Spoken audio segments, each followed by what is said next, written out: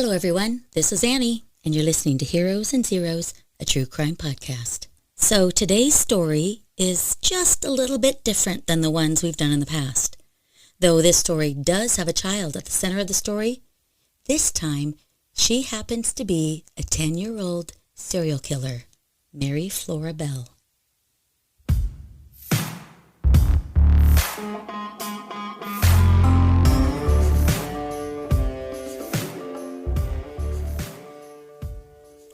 Mary Flora Bell was a 10-year-old child from England, and she happened to kill two preschool-age boys, also considered toddlers, in Scotswood, which is a district on the west end of Newcastle, and a community just north of London in England in 1968.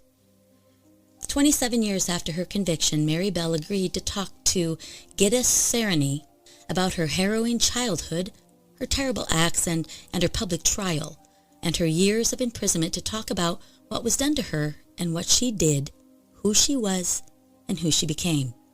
Now, Gail was an Austrian-British biographer, a historian, and an investigative journalist who came to be known for her interviews and profiles of infamous figures, including Mary Bell. Nothing that Bell says in her interviews is intended to be an excuse for her crimes, nor is it mine when I lay out in front of our listeners what kinds of things that the child endured that led up to the murders. Instead, Mary's devastating story forces us as a society to ponder society's responsibility for children that are at the breaking point, whether it's in Newcastle, Arkansas, or Iowa. If she would have received the help or intervention by adults in her life, things may have turned out differently, but we will never know. But knowing Mary's story might just be the story that helps us save some other child from being abused to the point of being turned into a serial killer. As the old adage says, if you see something, say something. This is the disturbing story of Mary Flora Bell. As quoted by author Gail, pain and death were Mary's companions almost from the moment of her birth. Mary Bell was born on May 26th in 1957, and she was a beautiful baby with dark hair and violet blue eyes. But when her mother, Elizabeth, or Betty McCricket, first laid eyes on her beautiful baby that she just gave birth to, because the nurses were going to hand her the newborn, she reportedly screamed, "Get that thing away from me." And not surprisingly, things went downhill from there. But I'm getting ahead of myself. Before we tell you the story of Mary, we must first give you a little insight into her mother's story. This section will be called The Mom. Her mom, Elizabeth, or Betty McCricket, was born in Gateshead in 1939 and was described as depressive and very erratic. At the age of 16, Betty McCricket was a mentally unstable and alcoholic sex worker. And then she had her baby by the time she was almost 17, or just turning 17. After hearing this, I thought, wow, Betty is going to have a story to tell. So I looked into it, but I was wrong. She didn't. Her childhood was remarkably normal and uneventful even. Family and friends said that Betty was very religious as a child and that they actually thought she was going to grow up and become a nun. It is said that something changed in Betty when her father died. Now, I couldn't find what year it was that this happened, but it just said that she began to drift away from her family and became more eccentric. In an interview with one of Betty's sisters named Isla in 1960, she described her sister Betty as, quote, demented, end quote. In 1960, Betty had taken Mary to an adoption agency to give away her daughter. So she would have been, 3 years old. And the woman was going to move to Australia and was excited about it, and she went as far as to buy clothes for her when Betty's sister Isla intervened and retrieved the child. Now, it's another one of those moments that in hindsight where you wonder how things would have turned out if she had been adopted. But hindsight's unfair, and we shouldn't spend too much time speculating on something that we can never know. So Kathy, another sister of Betty's, offered to adopt Mary when two of Betty's other children accidentally ate some of Betty's pills. But at this time, Betty then refused to give Mary up. I read in one source also that Betty had had another child, and her name was June, before she'd had Mary, because it stated that in 1953, Betty was arrested for the neglect that led to the death of her daughter, June Bell, though I didn't ever find any additional information on that subject, but Mary did have siblings. And you may be wondering, who was Mary's father then? If the mom was around and she had kids, there had to be a dad. Well, there are questions as to his true identity. After Mary was born, a man by the name of Billy Bell married Betty, and he was a lifelong criminal who Mary thought may or may not have been her father. She was told to call him Uncle Billy, so it is unlikely that he was her biological father. But whoever her real father was has never been confirmed or denied. And remember, Betty was a sex worker, so more than likely it was one of her clients. But back to Billy Bell. He was a burly man that had a mop of curly hair and red sideburns.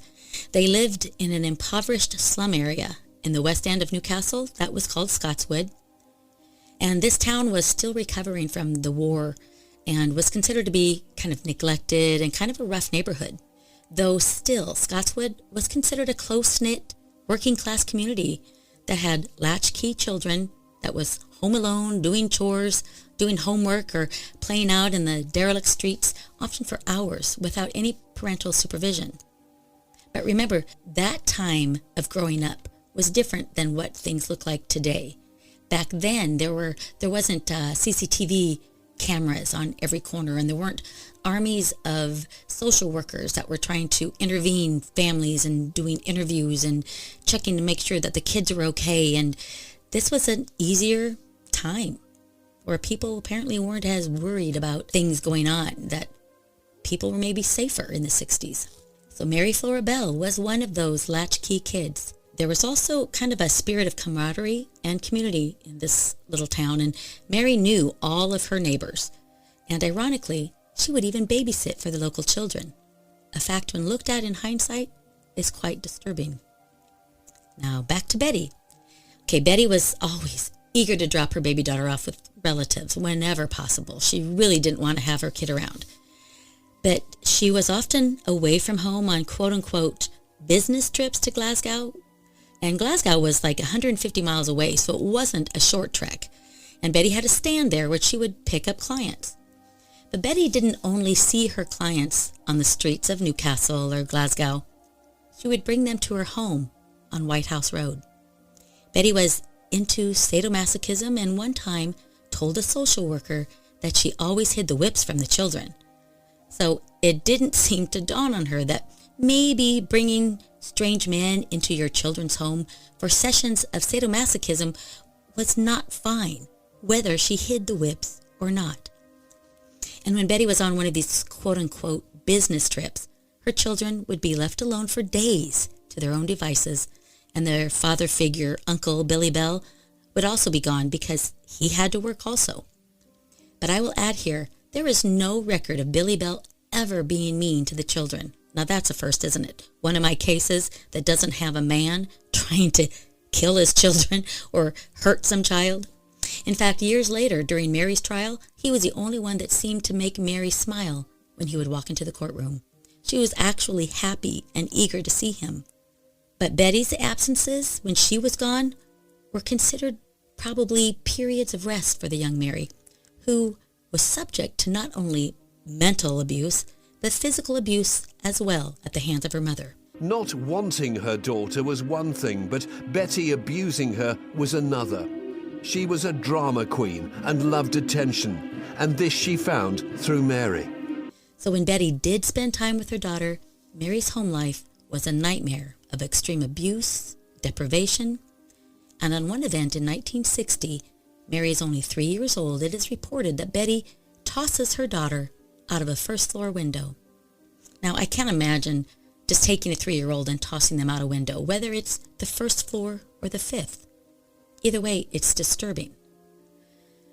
Other family members would tell Sereny, remember the author, that in the early years of her life, Betty would try to actually kill Mary, but would try to make it look like an accident. Betty McCrickett's sister witnessed Betty trying to give Mary away to a woman who had been unsuccessful in trying to adopt. Apparently the sister quickly recovered Mary herself, and apparently this woman that had been trying to adopt was a little crazy, they said. Anyway, that's just according to my source. It is speculated that due to the drug overdoses that Mary was subject to by way of her mother, that maybe Mary had brain damage that wasn't picked up on or even diagnosed. Some attribute the many accidents, unquote, that Mary had was due to Betty's determination to rid herself of an encumbrance, a problem. Now, it makes me wonder, though, she had other kids, like 3 or 4, and why was it such a bother to have Mary around? Because remember, it was at the very beginning of Mary's life that she just did not want her around. I don't get it. I don't know. And we may never know. So now we're going to head to the next section of our story, Mary the Child. So Mary was described as darkly angelic looking and had piercing lavender blue eyes with a dark bobbed haircut. Family members said that by the age of 2, Mary had already started to act cold, detached, and withdrawn. A key incident in this young child's life was marked by loss at such a young age. She had seen her 5-year-old friend run over and killed by a bus. Another traumatizing event that obviously would cause PTSD in Mary's life. But Mary was an odd child from the beginning. She never cried. She rarely showed emotion. And I think that right there would be a huge red flag in today's society. And I would hope that today's parents would catch it. I mean, wouldn't it sound familiar with all of the stories of true crime out there? I mean, if you're into that sort of thing. But things seemed to get worse for Mary after seeing her friend get killed by the bus, because Mary would then have trouble connecting with other children. She had difficulty making friends, and she was also considered cunning, manipulative, and very intelligent. But she was also damaged, violent, and dishonest. And this violent streak began when she was still a toddler, her family said, because she would frequently lash out and hit them. But it's not surprising then that Mary became who she became. Her awful home life seemed to shape her personality. Her mom, Betty, had unpredictable mood swings that would result in her physically and verbally, like we said earlier, assaulting Mary.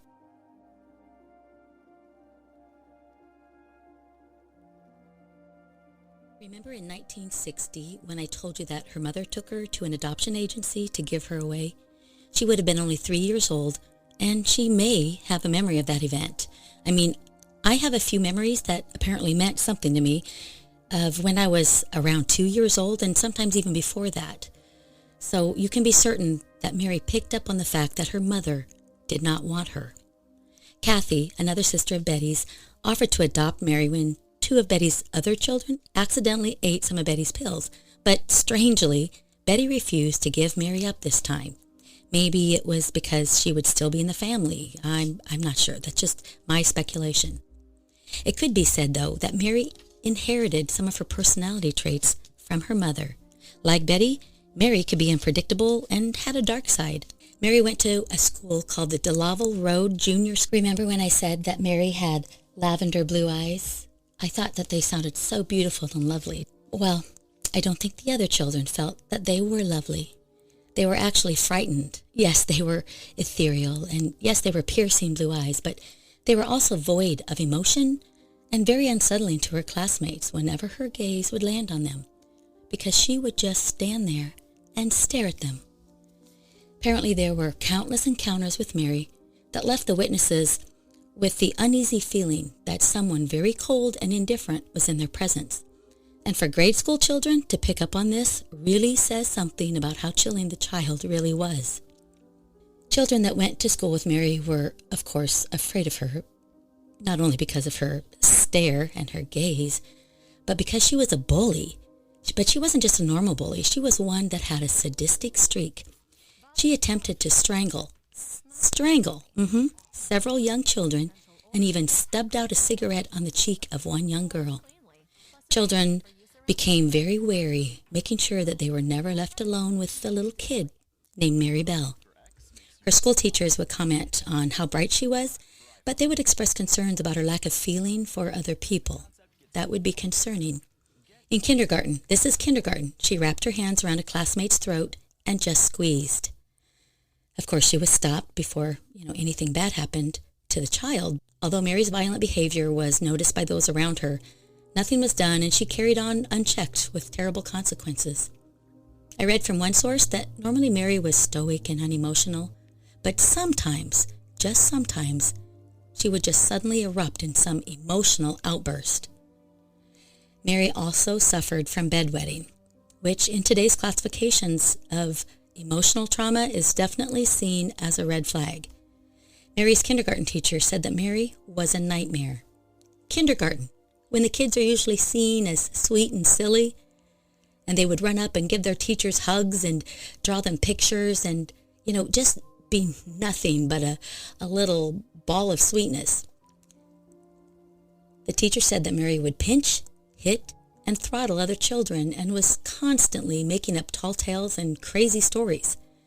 So apparently, Mary was also given intentional drug overdoses by her mother. And in retrospect, it has been considered that perhaps Mary had brain damage from those overdoses. Yeah, that's likely. I believe Betty, though, not only enjoyed torturing and hurting her children, but Betty loved the attention that she got when Mary was hurting and had even lied to family members telling them that Mary had been run over and killed by a truck. But of course it wasn't true. So it seemed like perhaps she was suffering from Munchausen syndrome by proxy. Another oddity that Betty had was she had black hair, but she would often be seen wearing a blonde and tattered wig. It seemed that Betty didn't like herself very much, that she was always playing a part of some character. Most tragic of all, in the book Cries Unheard, The Story of Mary Bell, author Gitta Sereny talks about how as a child, Betty would force her daughter to take part in prostitution. This alleged abuse began at the age of 4, but I will add that this remains uncorroborated by family members. And I really don't know why family members would know this or suspect it, because I know if I were Betty, I don't even want to put myself in Betty's shoes. But Betty never told anybody, because why would she? But more surprisingly, Mary never told anybody.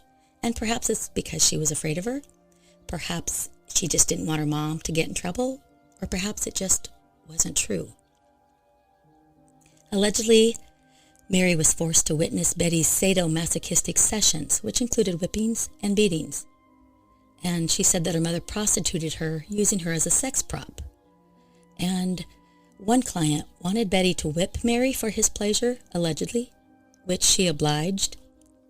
And then when she was 4, Mary claims that Betty let one of her clients sodomize her on Betty's bed while strangling her.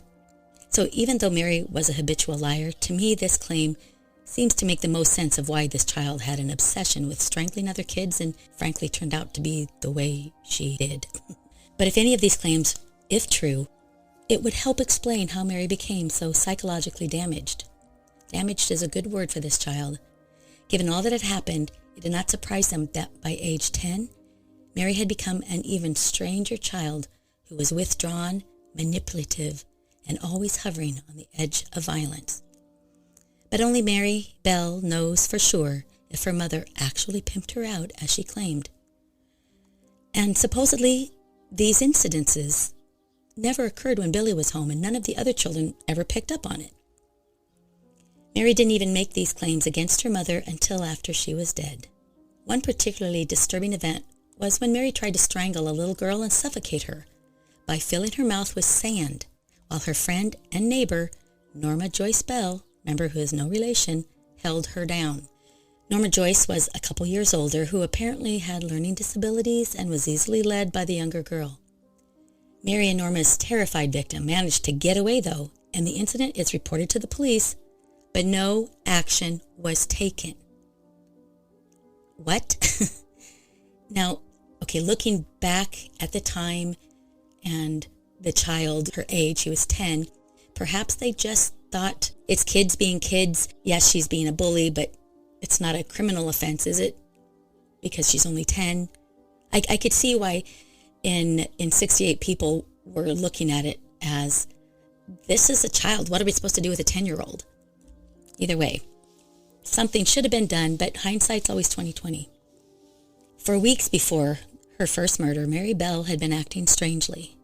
And I have no idea what it was that she was doing that made her even more strange than how people already perceived her. So it must have been something, though. Like, again, in hindsight, you look back at it and you go, oh, wow. You know what? She was acting so weird that first couple weeks before her first murder. So on May 11th, in 1968, Mary had been playing with a 3-year-old boy, a 3-year-old. They might be in preschool, but so he's really considered a toddler. And he was badly injured in a fall from the top of an air raid shelter, because remember, it wasn't too long after the war. His parents thought it was an accident. Then the following day, 3 mothers came forward to tell police that Mary had attempted to choke their young daughters. A brief police interview and a lecture resulted, but again, no charges were filed. Then on May 25th, the day before she turned 11, Mary Bell strangled the day before her birthday. So she should be excited about her birthday and thinking about what she wanted and planning a party because, she's 10. She's going to be 11. And that's what I would be doing, thinking about what presents I wanted or do I need to blow up my balloons, whatever. But the day before she turned 11, Mary Bell strangled 4-year-old Martin Brown to death in an abandoned house in Scotswood, England. There was a neighborhood worker. His name was John Corridor, and before long he showed up on the scene and attempted to perform CPR. However, he wasn't successful. The boy was already gone. But as he continued CPR, he says 2 nearby young ladies, he calls them, 10-year-old Mary Bell and 13-year-old close buddy and neighbor Norma Bell, showed up at the room's entrance. Apparently, Mary had left the scene and returned with her friend Norma to show her her handiwork. And when both girls were spotted in the abandoned home's entryway, they were immediately removed. The 2 girls left the abandoned home and then went to the door of Martin's auntie, Mrs. Rita Finley. They knocked on it, and when she answered it, they said, "One of your sister's youngsters has recently had a mishap. We believe it's Martin. However, we can't tell since he's brimming with blood." End quote. What? Again, these children not only were excited about killing a child, then they wanted to see his body and the kind of the chaos that was happening around him, people trying to revive him. Then they had to go and see the suffering of a loved one. The aunt was, of course, shocked, and she would soon learn of Martin's devastating murder. Back at the abandoned house, police were mystified. Martin Brown's lifeless body was discovered lying on the floor inside a boarded-up, condemned house with blood and saliva just trickling down his cheek just a little bit. Besides the blood and saliva, there were no apparent signs of violence. There was, however, an empty bottle of painkillers on the floor near the body. Without any further clues, police just assumed Martin Brown had swallowed the pills, and they ruled his death an accident. Then, days after Martin's death, Mary Bell appeared on the Browns' doorstep and asked to see him. And his mother that had answered the door gently explained to this little girl standing in front of her that, "Honey, I'm sorry, Martin's dead." But then Mary said, "Yeah, I already know that. I just want to see his body in the coffin." Of course, Martin's mother was shocked and appalled and slammed the door in her face. Shortly after, Mary and her friend Norma broke into a nursery school by stripping the tiles from the rooftop. They destroyed books, upset work areas, and threw ink and paints all around the school before just getting away and leaving. But what was most disturbing about their break-in were the notes that they left. These notes stated that they were taking responsibility for Martin Brown's death and promised to kill again. Now, I've seen copies of the notes, and they are nothing but childish scrawls that are incredibly difficult to read and nonsensical even. And I've heard different translations, but I will try my best to tell you what they say. One says, quote, "We did murder Martin Brown. Fuck off, you bastard," unquote. Another one says, "You are micey because we murdered the Martin Brown. You better go. Look out. There are murders about. By Fanny and AULD faggot screws." Again, we don't know quite what that means. Let's see if we can interpret it. You are micey because we murdered Martin Brown. Wonder if that means like you are wimpy because we're the ones that killed him. And you better watch out because there's going to be more. And I don't know what Fanny is and AULD and the word I don't like, faggot, screws. I don't know. Then the last one says, and it's almost more chilling, "I murder so that I may come back." What? I may come back and murder, maybe? I have no idea.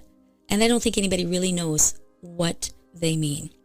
So obviously, these letters and notes or whatever didn't seem to make much sense, so it isn't surprising that the police assumed the notes were nothing but a morbid prank. In bad taste, yes, but still a prank. For the nursery school, this was just the latest and the most disturbing in a series of break-ins. They wearily installed an alarm system. Several nights later, both Mary and Norma were caught at the school, but they were just outside simply loitering around when the police arrived, and they were just told to go home. In the meantime, Mary was telling her fellow classmates that she was the one that had killed Martin Brown. But her reputation as a show-off and a liar prevented anyone from taking her claims seriously. Because I'm sure, if a child is murdered, what's the first thing you think of? I usually think of, because as you can tell from my cases, that some wicked man sexually abused them or just murdered them for fun. You wouldn't think that this 10-year-old little girl with these dark eyes that were kind of a violet blue and dark bobbed hair and was just petite and kind of cute, that she was the one that did it, even though she acted weird. That would be the last thing that I would think of. That is until another young boy turned up dead. On the evening of July 31st, 1968, now a 3-year-old toddler named Brian Howe was most recently seen by his folks in the city outside of their home, playing with one of his siblings, the family dog, and Mary and Norma Bell. At some point when he didn't return, concerned family members and neighbors searched the area without success. At 11:10 p.m., a search party found Brian's body between two enormous pieces of cement in an area called the Tin Lizzie. When police showed up at the scene, they saw that a purposeful yet weak endeavor had been made to conceal the body, which was covered by just tufts of grass and weeds. So not a lot of effort went into hiding him. This came 9 weeks after the death of Martin Brown. An eyewitness, which another little boy, he says he saw Mary tell Brian, the little boy, that since he had a sore throat, she would massage it for him, and then she put her hands around his throat to show him, and then she proceeded to strangle him to death. Now, I don't think she strangled him in front of the little boy, and I don't know any other facts about how old this boy was, if when she squeezed his neck, she actually did kill him and strangle him. That's all my sources. That's what was written. She then proceeded to strangle him to death. He had various strange wounds, including puncture marks on his thighs, and he had a partially mutilated genitals and clumps of missing hair. This time, Mary Bell had mutilated the body with scissors, using them to scratch his thighs and butchering his penis. When Brian's sister went looking for him, Mary and Norma offered to help. They offered to help search the neighborhood for the little boy that they had just killed. And Mary even pointed out the concrete blocks that hid his body. But Norma stopped her and said, no, he's not going to be there. So Brian's sister moved on. So Mary, I think, wanted to see the reaction of Brian's sister, but then Norma got scared and no, he's not going to be there. When Brian's body was finally found, the neighborhood panicked because 2 little boys were now dead. Police interviewed all the local children, hoping someone had seen something that would lead to a suspect. The community was in a state of panic, and the police were looking for an answer. And they were shocked when the coroner's report returned, because as Brian's blood had cooled in the morgue, new marks started to appear on his chest. Someone had used a razor blade to scratch the letter M onto his torso. And there was another disturbing note. The lack of force in the attack suggested that Brian's killer might have been a child. With that information, police started questioning all of the local children. Now their eyes were open, and they were looking for strange behaviors of children, whereas before they probably would have just overlooked some child being weird. They weren't looking for a child at the beginning. There were 2 children in particular who seemed to be acting very strange. And guess who these 2 kids were? You got it, were Mary Flora Bell and Norma Joyce Bell. The girls did a poor job of disguising their interest in the investigation when they were interviewed by the police. Well, of course they did. They were 10 and 13. Norma Bell, who, like I just said, was 13, seemed excited by the murder, and the detective noted that throughout questioning, she kept smiling, and so it was a huge joke. 11-year-old Mary Bell also reacted oddly and was very evasive, especially when police pointed out that she had been seen with Brian Howe on the day of his death. As the police investigation intensified, Mary continued to act strangely. They called her back for a second interview. and Mary, perhaps sensing investigators were closing in, made up a story where she claimed she had seen another 8-year-old boy with Brian on the day he was murdered. So she made up a story. She seems to be smart enough to be able to do that, but not smart enough to not show her excitement. So I don't know exactly I wish I knew exactly what they mean by Mary continues to act strangely, because I don't think we can even imagine. We can't put ourselves in her shoes because, one, we're not killers. At least I hope some of you listening aren't. And two, I wouldn't even think to go as far as to go knock on the door of someone I just killed's aunt and say, hey, guess what? Your nephew is brimming with blood. So I think something happened. Never. So we're not even going to try, but we just know that she's a strange child, and she started acting even more strange. She claimed that the boy hit Brian and was playing with a pair of broken scissors. But that was Mary Bell's big mistake. The mutilation of the body with scissors had been kept from the press and the public. It was a detail known only to investigators and one other person, Brian's murderer. Mary's story, though, went nowhere, as the so-called boy had an alibi, so she must have named him. He was actually at the airport on the afternoon of Brian's murder. However, by mentioning the pair of scissors, a piece of evidence that had not been publicly revealed, Mary now implicated herself.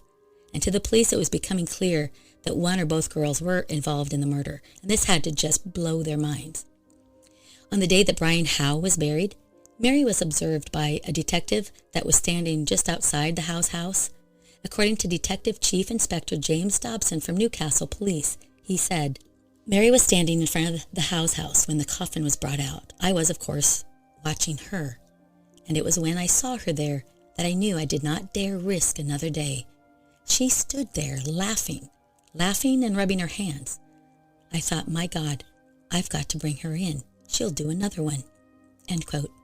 So Detective Chief Inspector James Dobson decided something had to be done immediately before another child died, and so again, he questioned Mary's friend Norma before Brian's funeral. And this time what Norma told the police shocked them. Though both of their stories would change over time, the story that Norma told the police on the day of Brian's funeral was enough for the police to pick up Mary immediately.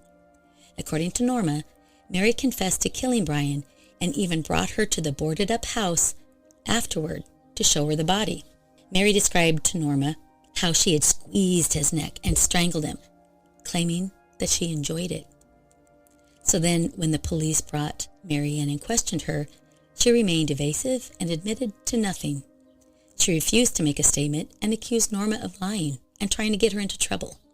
The detectives were amazed at Mary's intelligence and her agile mind, though. She would answer one question and then correctly anticipate the further series of questions from police and give answers to those as well. That's why this little piece of information that I found doesn't make any sense to me. Mary Bell stresses that after she committed her first murder alone, she didn't fully understand that poor Martin Brown was literally gone forever. I do agree, though, that Mary needed to have been put in a juvenile mental hospital instead of a reform school to deal with her disturbed nature, and so did her friend Norma Bell, actually. But in 1968, they didn't have those facilities. They saw that something was wrong with these two girls, but what could they do? Nevertheless, what people should have and would have and could have done for Mary Bell, Chief Inspector Dobson had a job to do. He formally charged the 11-year-old Mary Bell with the murder of Brian Howe. Upon doing so, Mary replies, "That's all right with me." Not the normal reaction, I don't think. And then when he charged Norma Bell, who in anger at the charge declares, I'll pay you back for this. Assuming she's telling the police she's going to pay them back for it, or she's going to pay Mary back for it. Either way, it's a little more of a normal reaction, I think.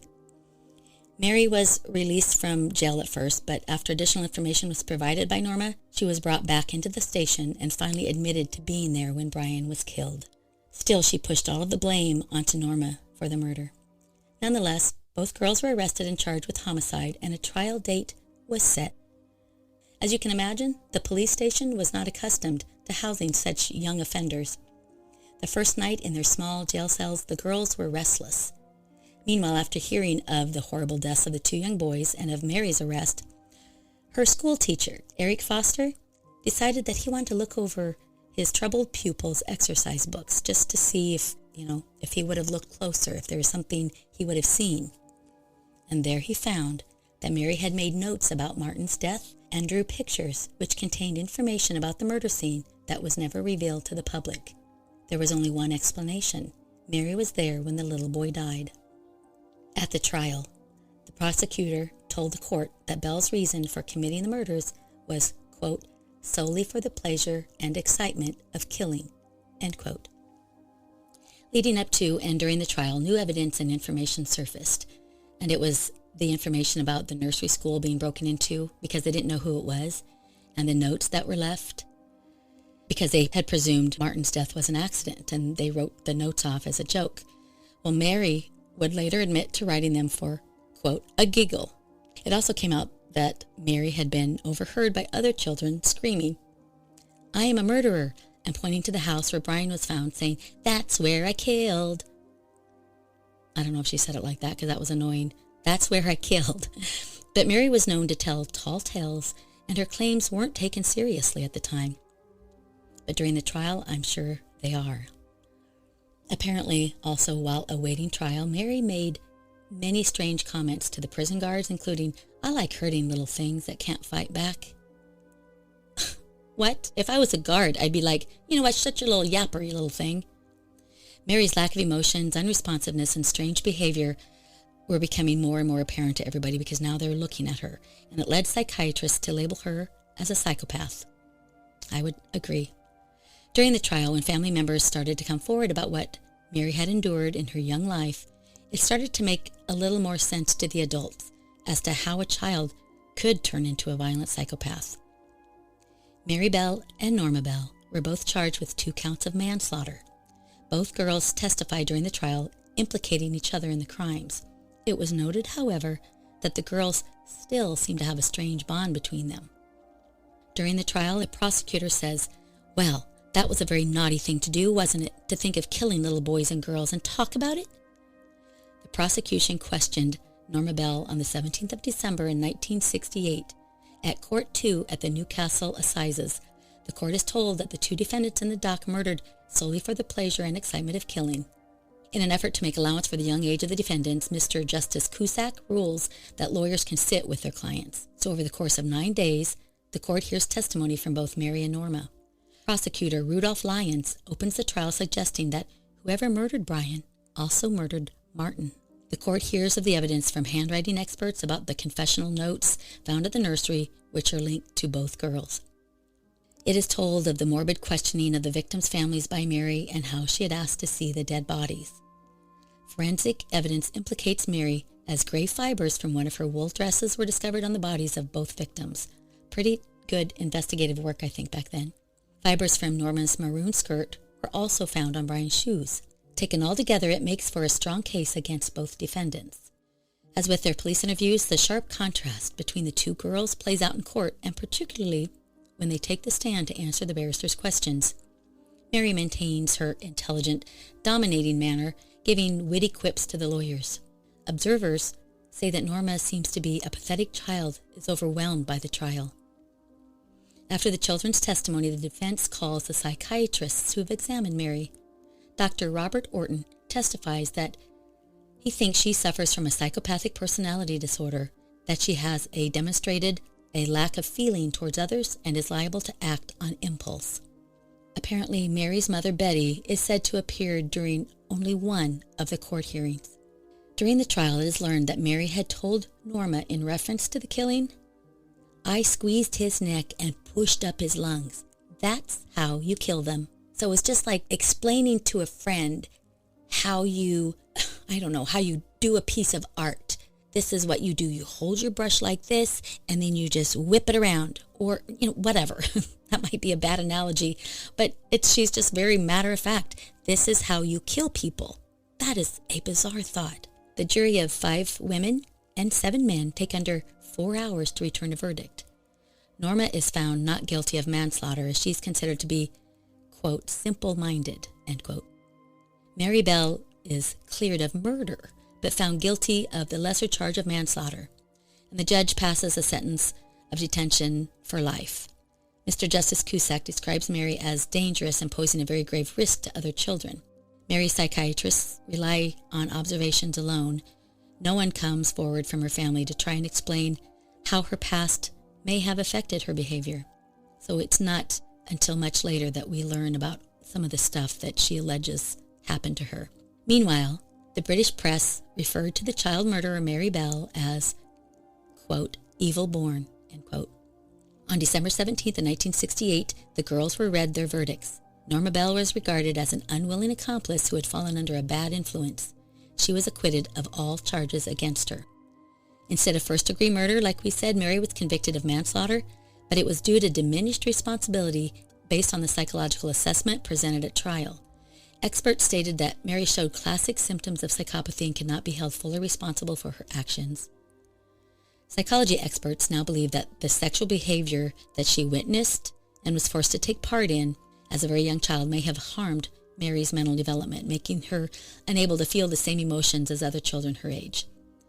And I could see how that could make sense, even if we don't believe that she was sodomized or, whipped in front of a client because that's what the client wanted, though that part does kind of make sense because Betty wasn't opposed to just hitting your child or yelling at her or telling her she's awful or throwing her out a window. So why wouldn't she say, hey, Mary, come here. I see you over there in the corner looking at us anyway, then whipping her. That to me, I can believe, I guess. She was to be detained at Her Majesty's pleasure, which is basically an indefinite sentence of imprisonment. The judge concluded that Mary was a dangerous person and a serious threat to other children. After being found guilty, Mary writes a letter to her mom. It reads, "Please, Mom, put my tiny mind at ease. Tell judge and jury on your knees." Sounds more like a poem that she's writing. "They will listen to your cry of please. The guilty one is you, not me. I am sorry it has to be this way. We'll both cry and you will go away. Tell them you are guilty, please. So then, ma'am, I'll be free. Your daughter, Mary." Actually, that was pretty good considering she had to be super stressed out, and she's not saying what her mother did to her, but that, Mom, you know you're guilty of this, and I'm put away and nothing happens to you. Anyway, I'm not excusing her actions. I'm trying to understand them. The justice system was not used to detaining young girls, so the authorities were unsure where to place Mary Bell. Bell was initially detained in a Durham remand home before being transferred to a second remand home in South Norwood. She was then transferred to Red Bank Secure Unit, which was a young offenders institution in Newton-les-Willows. Oh, that sounds very pretty. We have a Newton here in Iowa. It's not called Newton-les-Willows, though. It's in Merseyside, and in early 1969, she was the only young female, approximately, with 24 other inmates. According to The Guardian, Mary Bell was, quote, the only girl among 20 or so boys at an approved school in Merseyside, which was Red Bank that I just mentioned. There, she allegedly was subjected to sexual abuse by a member of the staff and also by fellow inmates, to which the rest of the staff would turn a blind eye. That, once again, don't know if that's true. She spent 6 years in Red Bank, then at the age of 16, she was transferred to the Moore Court Open Prison. Nearly 9 years after her conviction in 1977, Mary would briefly escape from the adult prison to which she had just been transferred to, but was quickly caught. Despite that, the powers that be were impressed with Bell's treatment and her rehabilitation after 12 years, and they let her out of Askham Grange Open Prison in 1980. She was only 23 years old.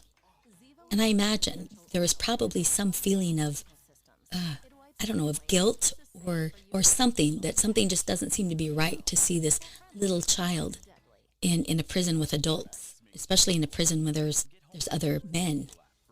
She was 23 years old and was granted anonymity to start a new life under a new name.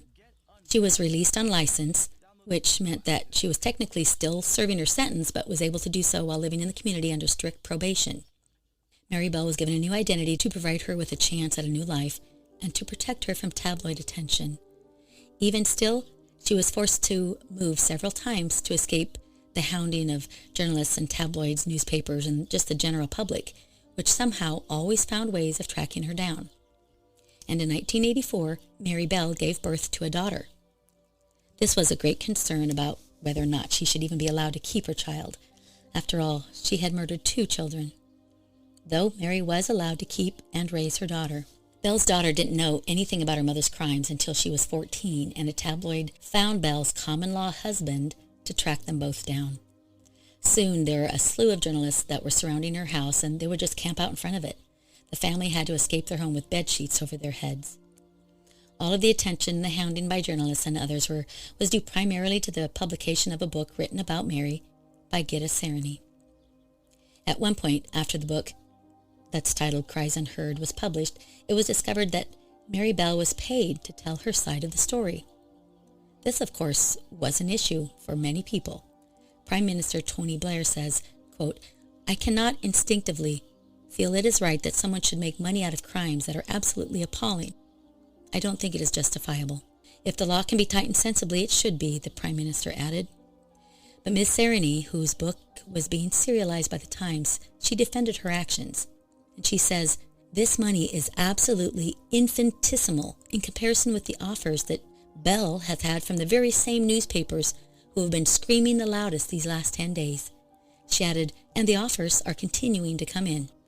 Ms. Sereny dismissed claims that she gave Bell more than £50,000 made when The Guardian broke the story on Saturday, but admitted that Bell had received some money from her. She didn't give the amount. And she says, "I felt that I wanted to give her some of the money that was advanced to me for this book because I could not just use her as everybody else has done," Ms. Sereny explained.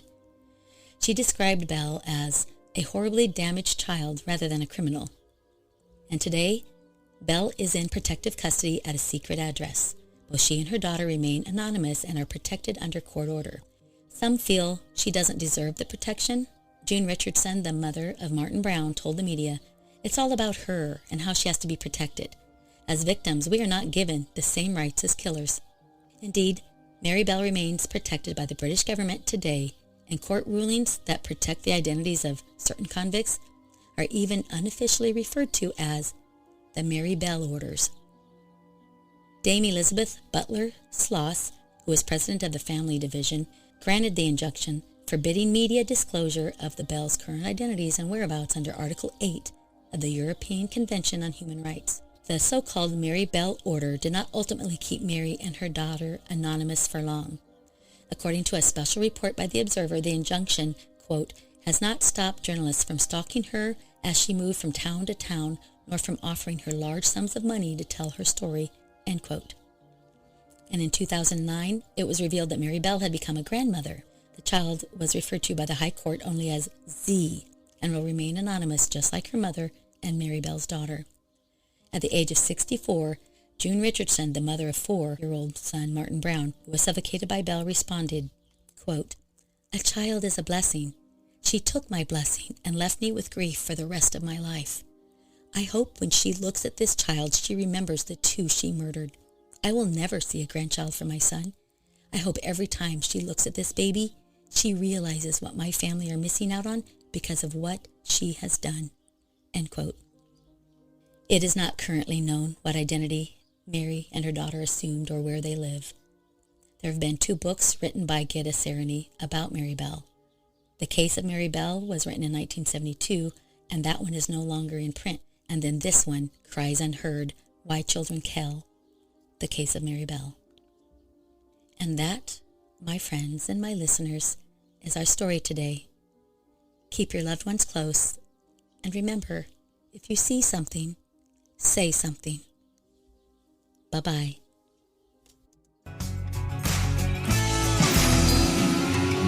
Thanks for listening, everyone.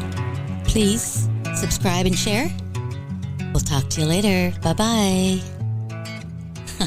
And give us a rating.